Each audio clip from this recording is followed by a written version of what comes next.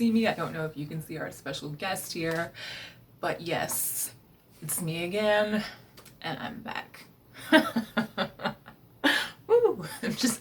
Can you get Cab Calloway on it? Can you give it? That's my panty waist sugar. I'm shocked by the gambling is going on in here. By the way, how is your father? Hidey-ho. But I want to know, does it bother you? Hi guys and dolls, I am Dracula. I bid you welcome.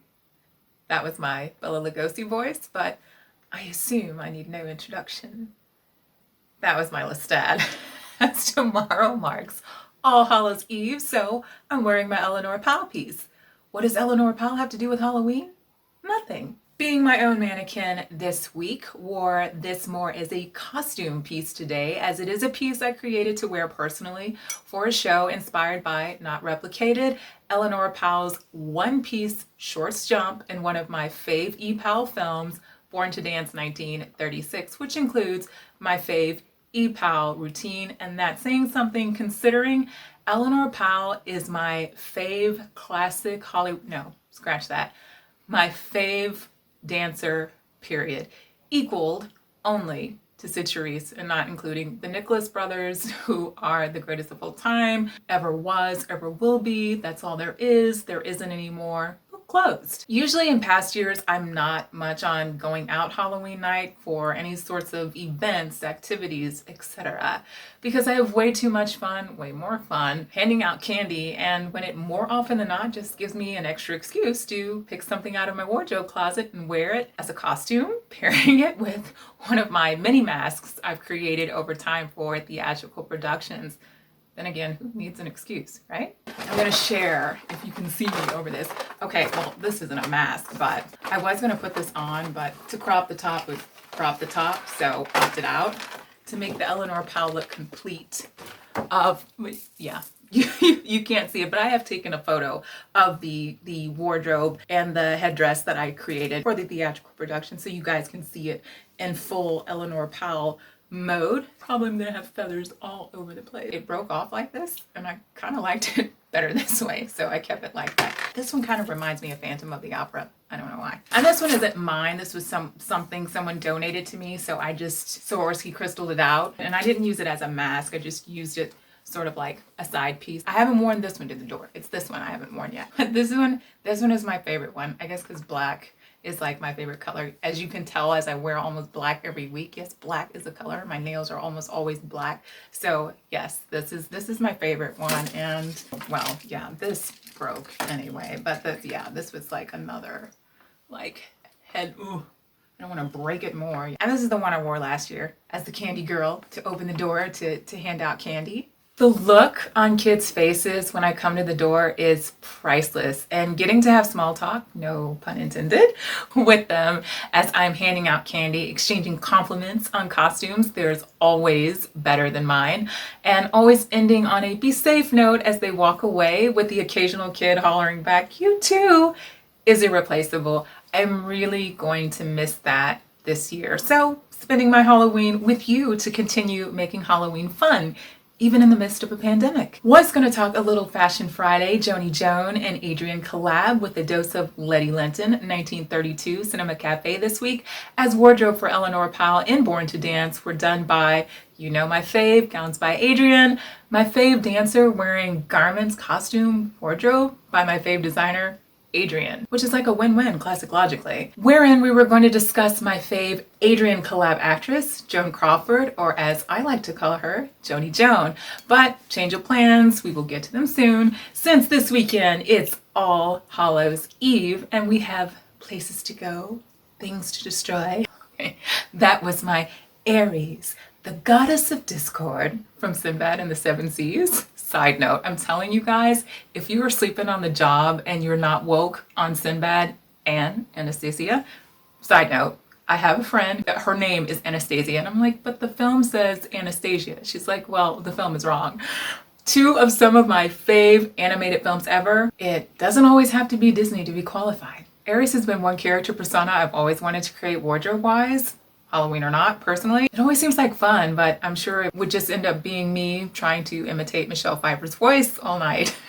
She's the voice I hear when I think of Aries. Other past wardrobe closet wears I've worn on Halloween as the candy girl is my Betty Boop piece, which we have talked about at the coffee house a few times before. And while we all have our movies, our traditions, our annual watches that doesn't make Halloween official without, for me, outside Charlie Brown, nothing says Halloween like Betty Boop and Betty Boop's Halloween Party, released in 1933, or Betty Boop with my Mr. Miracle Man himself, Mr. Hidey-Ho, Cab Calloway, in both Minnie the Moocher 1932, followed up by Snow White in 1933. All three Fleischer shorts, which we've also discussed in Cinema Coffee's past. These three are essential watches for me, though I can have and do watch these throughout the year, no matter the month, day, or occasion. Traditional watches bar the basics, the Draculas, the Frankensteins, though the 1931 Frankenstein and Bride of Frankenstein 1935 still my personal preferred faves to watch. The Wolfmans, yeah. Okay. My fam and I do like the Benicio del Toro remake for our own reasons. Though a film isn't popular by many, doesn't make it less enjoyable to others for their own reasons, oftentimes for reasons that have less to do with the film itself than the film memory you have attached to them.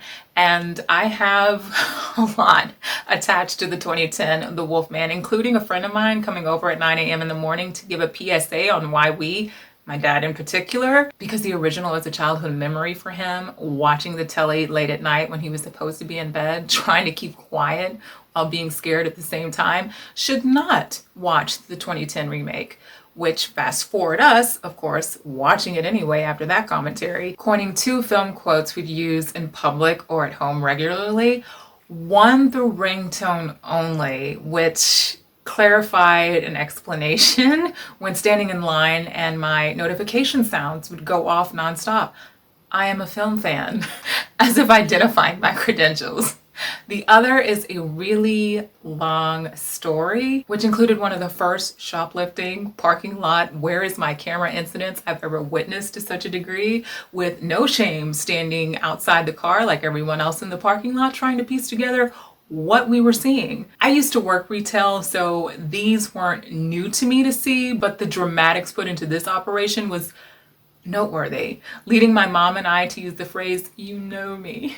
You know who I am," when witnessing someone trying to talk themselves out of a situation. Night Must Fall 1937, the 1964, just isn't my jam. I've tried. The Uninvited 1944, Interview with the Vampire, all of those in which I have written Cinema Coffee blog pieces for, which I will have linked below. Sleepy Hollow, Fright Night, Sorry C. Farrell, 1985's Chris Sarandon's My Heartbeat, My Forever Home, Unadaptable, Unremakeable.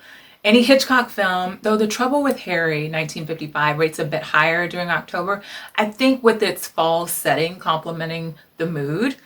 Ghost Ship, the 2002 film, no relation to the 1943 film starring Richard Dix of the same name, though too a horror flick watch, are all Halloween traditional watches for me. Side note, again, while I'm on it, random, but there was a point I'd get Richard Dix, Warren Baxter, and Richard Bartholomew. Well, not confused with each other. I don't think I ever mistook one for the other. It's just one would always remind me of one of the other two at times. It doesn't happen anymore. I don't know why. I guess it sort of ran its course, but anyone else have that happen to them? No, just me? Okay. Would love to hear from you. Some of your Halloween traditional watches. It can be classic or modern. Just don't throw Insidious on me. I watched that as a film recommend, and I can't ever anymore. Not any part, not a clip, not quote, not a song. All right. Until next time, be safe. Let me know how you spent your Hallows Eve. Be well, stay healthy, stay smart, and I'll see you next Cinema Cafe. You're so cool, Brewster. A bientôt. Something good to eat, to such drinks, relax, give me something good to eat. Well, trick or treat. Well, I need to give you something good to eat. Trick or treat. Well, I need to give you something good to eat. Hi, partner. How you doing there? Oh, I'm doing the best I can, I guess. I got me old 4-bar pipe. Oh my God, Mom! Hi, look. Trick or treat, well, I need trick or treat. Well, I need give me something good to eat. Me and Dominique go trick or treating, trick or treating. Tonight, I'm gonna be a little girl, little girl, little girl. She's gonna go.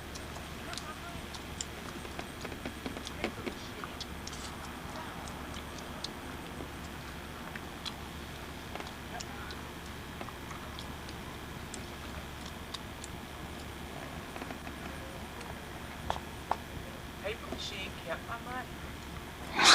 What am I supposed to do?